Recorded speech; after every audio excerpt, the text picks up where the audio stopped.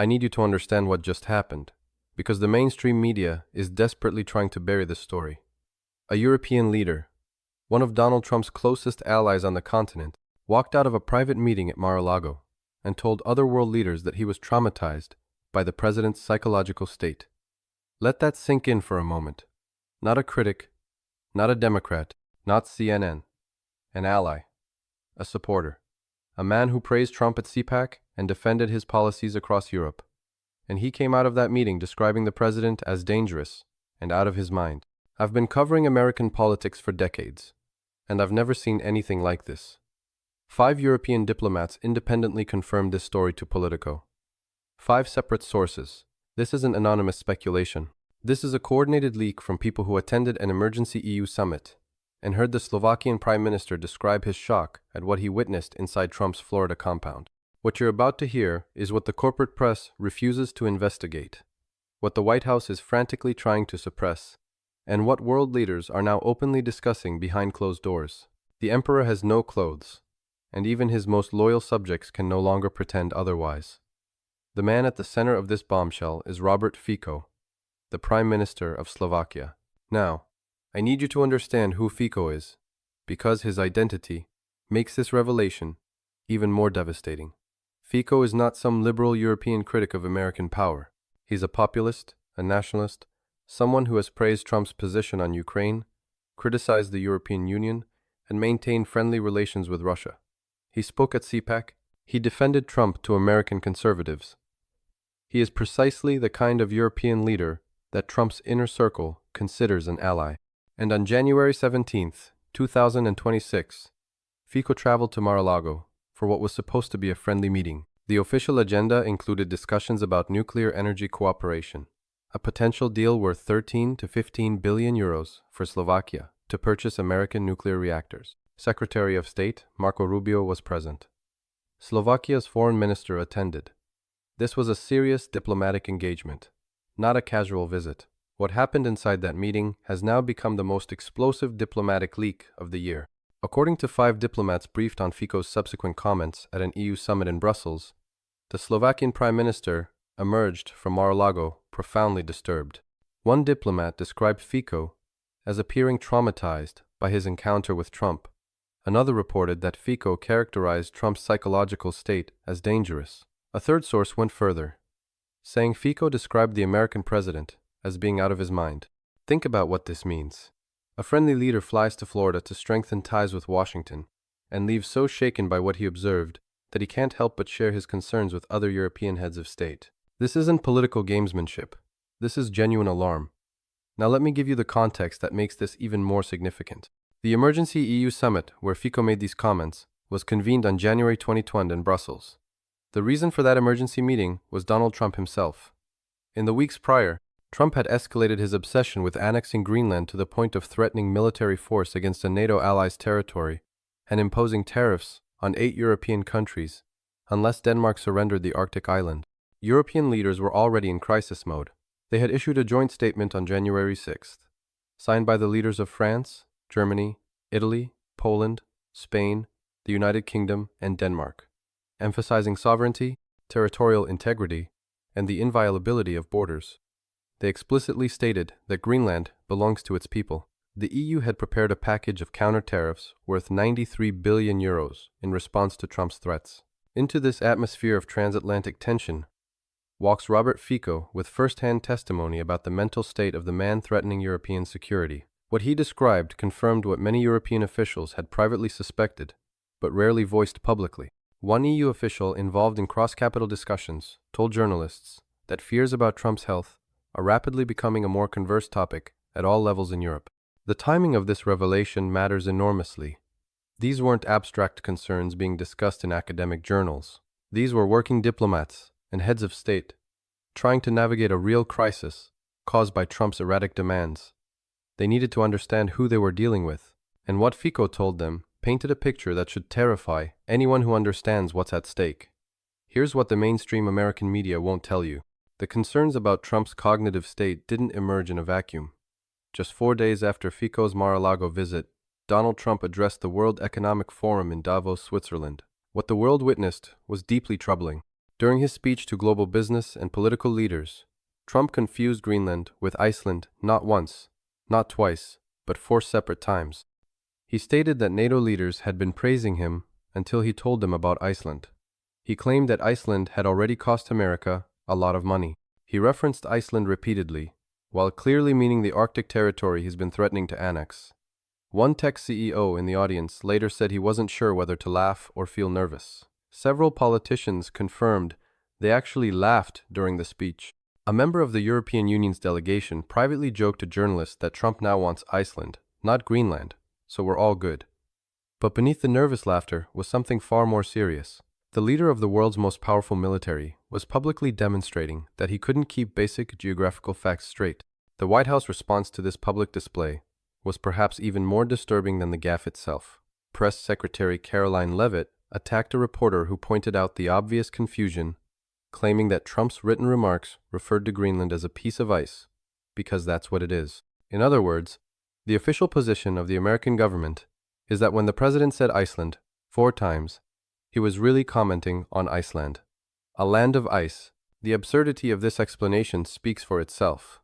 But the Davos speech also included other alarming moments. Trump falsely claimed that the United States gave Greenland back to Denmark during World War II, a historical event that never occurred. He declared that sometimes you need a dictator. He made rambling, disconnected statements about wind energy and artificial intelligence that left audience members exchanging concerned glances.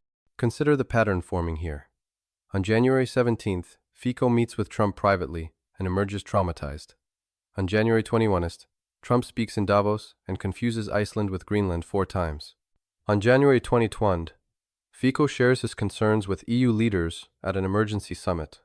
The timeline tells a story that the White House desperately wants to suppress. 5 days after Davos, New York Magazine published an interview titled The Superhuman President, a good faith attempt to ascertain the truth about Trump's health. What that interview revealed should be front-page news across America, but instead it's being buried. During the Oval Office interview, Trump was discussing his father's health when he suddenly couldn't recall a basic word. He said, quote, he had one problem. At a certain age, about 86, 87, he started getting. And then he paused, pointed to his forehead, and looked toward Press Secretary Caroline Leavitt for help. What do they call it? He asked. Leavitt had to interject with the word Alzheimer's. Trump then quickly responded, well, I don't have it. Let me make sure you understand what happened here. The 79-year-old President of the United States, while discussing concerns about his own cognitive health, could not remember the word for the disease that killed his father.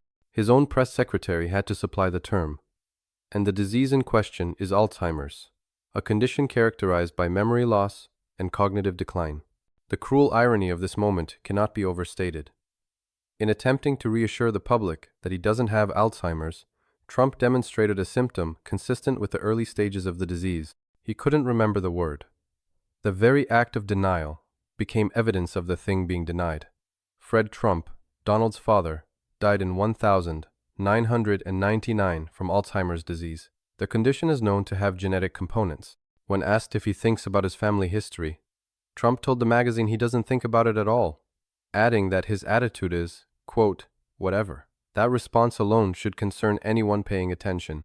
A 79-year-old with a direct family history of Alzheimer's, exhibiting public signs of memory problems, who says he doesn't think about it at all, and his attitude is whatever. This isn't confidence. This is denial bordering on delusion. Mary Trump, the president's niece and a psychologist, spoke to the same magazine about her observations. She described seeing her uncle at an event where he was being honored and noticing, quote, this deer in the headlights look like he had no idea where he was. She added that sometimes it does not seem like he's oriented to time and place. These are clinical observations from someone with psychological training who has known Trump for his entire life. She's describing disorientation. She's describing confusion. She's describing symptoms that any geriatric specialist would recognize as potentially significant. The pattern is now impossible to ignore for anyone willing to look. Public episodes of confusion, rambling, disconnected speeches, inability to recall basic words, confusing countries, and now, private testimony from an ally describing the president as dangerous and out of his mind. What we're witnessing is the American political and media establishment desperately trying to maintain a fiction that is crumbling in real time. The White House called the FICO story absolutely total fake news from anonymous European diplomats who are trying to be relevant.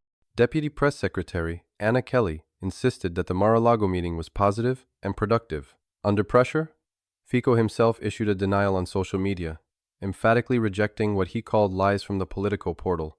But here's what they can't deny. 5 diplomats spoke. The story was published. And every few days, another public incident provides more evidence that something is seriously wrong. The response from the administration follows a predictable pattern. When confronted with evidence of Trump's cognitive struggles, attack the source. Call it fake news. Force allies to recant. And count on the corporate media to treat the topic as too sensitive to pursue aggressively. This pattern of denial and suppression has historical precedents, and none of them are reassuring. Ronald Reagan showed signs of Alzheimer's during his second term, something his own son has confirmed. Woodrow Wilson was incapacitated by a stroke, and his wife essentially ran the country in secret. In both cases, the public was kept in the dark while those closest to power maintained a facade of normalcy. Compare this to the relentless coverage of Joe Biden's age and mental acuity during the 2024 campaign. Every stumble, every verbal slip, every moment of confusion was analyzed, replayed, and debated endlessly. The double standard is staggering.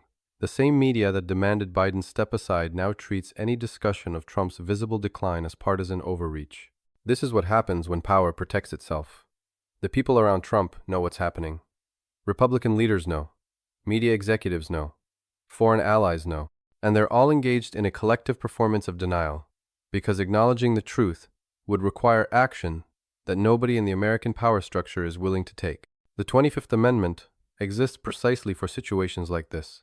It provides a constitutional mechanism for removing a president who is unable to discharge the powers and duties of the office. But that mechanism requires the vice president and a majority of the cabinet to act.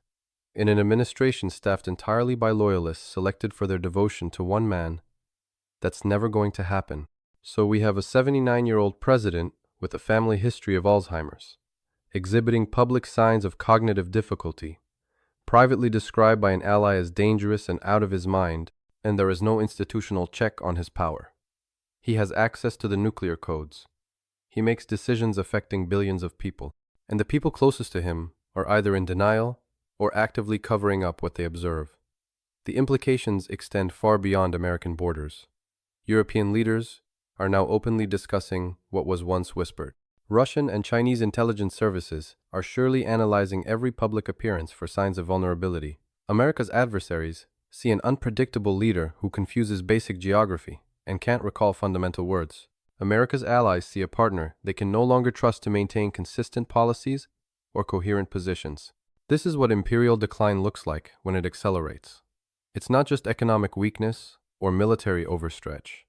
It's the fundamental inability to maintain the fiction of competent leadership. When even your friends leave meetings traumatized by what they witnessed, the facade has cracked irreparably. The Greenland crisis itself illustrates the danger perfectly. Trump threatened military force against Danish territory. He imposed sweeping tariffs on multiple European allies. He destabilized NATO at a moment of profound geopolitical tension. And according to the diplomatic leaks, this behavior came from a man whose psychological state alarmed even his supporters. Let me walk you through exactly what Trump threatened. He said the United States would impose a 10% tariff on any and all goods from Denmark, Norway, Sweden, France, Germany, the United Kingdom, the Netherlands, and Finland starting February 1st, increasing to 25% on June 1st, until an agreement is reached for the purchase of Greenland. Think about what that means. The President of the United States threatened economic warfare against 8 allied nations over territorial demands that haven't been made since the age of colonialism. 7 European leaders issued a joint statement in response. Emmanuel Macron of France, Friedrich Merz of Germany, Giorgia Meloni of Italy, Donald Tusk of Poland, Pedro Sanchez of Spain, Keir Starmer of the United Kingdom, and Mette Frederiksen of Denmark all signed a document emphasizing that Greenland belongs to its people. These aren't adversaries. These are the core of the Western alliance, telling an American president that his demands are unacceptable. The EU prepared a package of counter-tariffs worth 93 billion euros. Let that number sink in. 93 billion euros in retaliatory measures against American goods. This is the state of the transatlantic relationship under a president whose allies describe as out of his mind. Think about what this means in practical terms.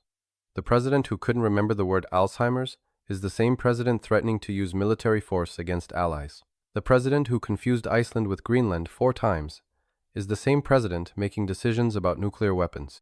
The president whose ally described as out of his mind is the same president negotiating with Putin and Xi Jinping. At Davos, Trump backed down from his most extreme threats, agreeing to a long-term framework brokered by NATO Secretary General Mark Rutte. But European leaders aren't celebrating. They know this is temporary. They know the next crisis could come at any moment. And they now have first-hand testimony that the person they're dealing with may not be fully in control of his faculties. The emergency summit in Brussels proceeded even after the immediate Greenland tensions eased. European Council President Antonio Costa told reporters afterward that relationships between partners and allies should be managed in a cordial and respectful way. He added that the European Union will continue to stand up for its interests and will defend itself against any form of coercion. Reading between the lines, this is diplomatic language for: we cannot rely on Washington anymore. Few are celebrating the de-escalation, analysts noted, because of how pointless and reckless they view this latest test of the alliance's credibility and cohesion, and because they know it's likely only a temporary reprieve and hardly the last transatlantic crisis they can expect from this administration. The world is watching the American empire in real-time cognitive decline. The leader confuses countries in public speeches. He forgets words describing his father's fatal illness. His allies emerge from private meetings describing him as dangerous. And the system designed to address presidential incapacity has been rendered useless by partisan loyalty. What does this mean for you watching this? It means the decisions affecting your life, your economy, your security, are being made by someone whose own supporters question his mental state. It means the checks and balances you were taught to believe in don't function when one party controls all levers of power and refuses to acknowledge reality. It means the rest of the world is already adapting to an America that can't be trusted, and you should be paying attention to what comes next. The European Union is accelerating discussions about strategic autonomy. They're talking about building military capabilities independent of NATO. They're discussing financial systems that don't depend on the dollar. They're preparing for a world where American leadership cannot be counted upon. This isn't speculation. This is happening right now in Brussels, in Berlin, in Paris. NATO allies are quietly building contingency plans that don't depend on American leadership. Russia and China are observing a superpower whose commander can't keep basic facts straight. The multipolar world that's been emerging for decades is being pushed into existence faster by American dysfunction. And here's what makes this moment particularly dangerous. We're not talking about a president making bad decisions based on ideology or poor judgment. We're talking about a president whose own ally emerged from a private meeting describing him as dangerous and out of his mind. We're talking about someone who may not be fully processing the information he's receiving, who may not understand the consequences of his threats, who may not be capable of the kind of sustained, coherent decision-making that global leadership requires. This isn't a political attack.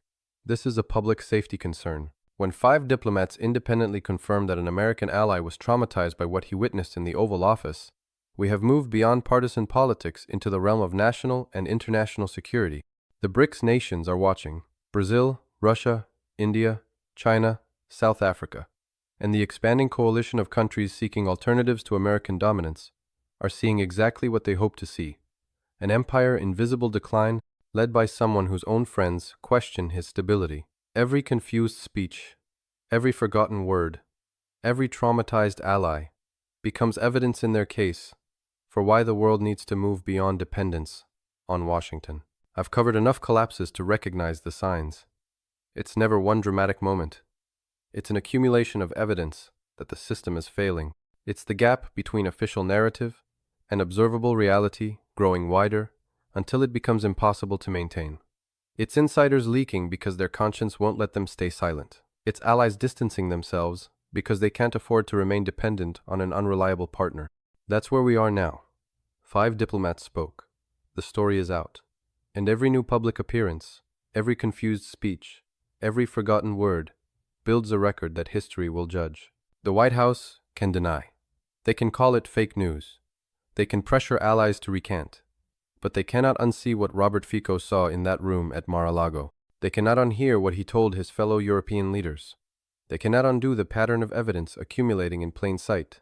This is what they don't want you to know. This is what the mainstream media treats as too sensitive to pursue.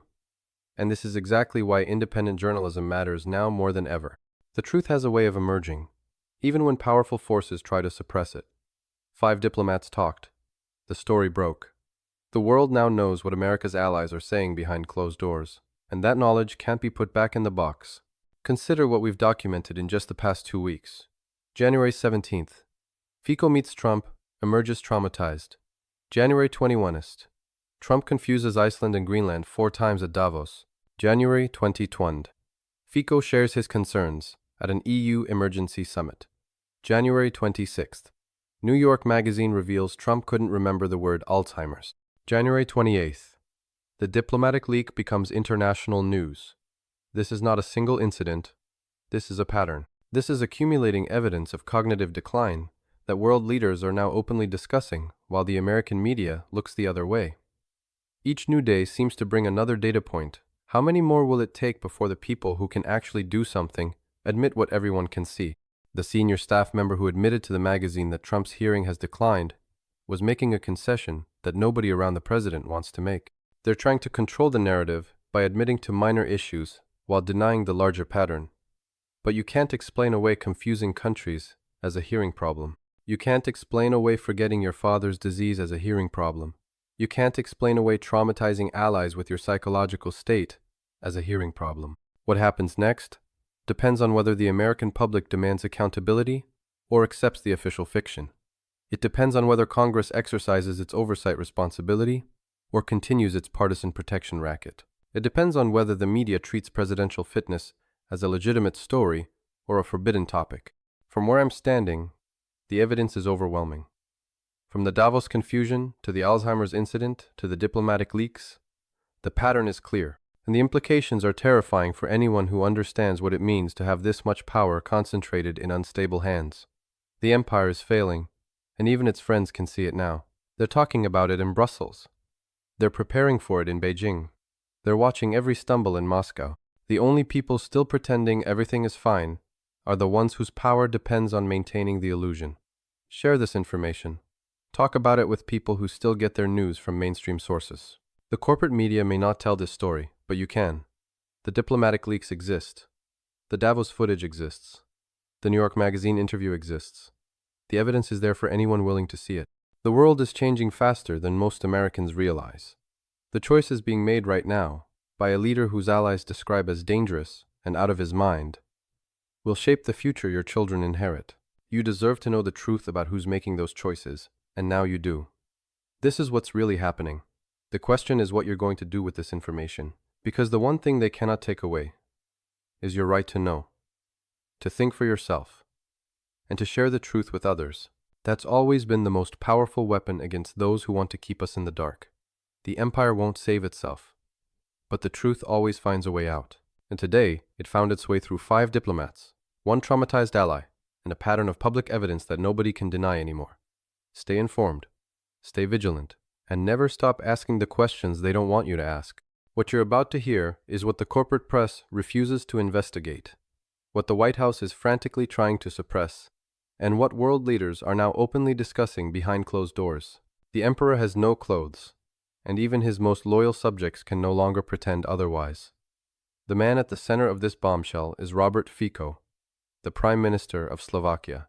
Now, I need you to understand who Fico is, because his identity makes this revelation even more devastating.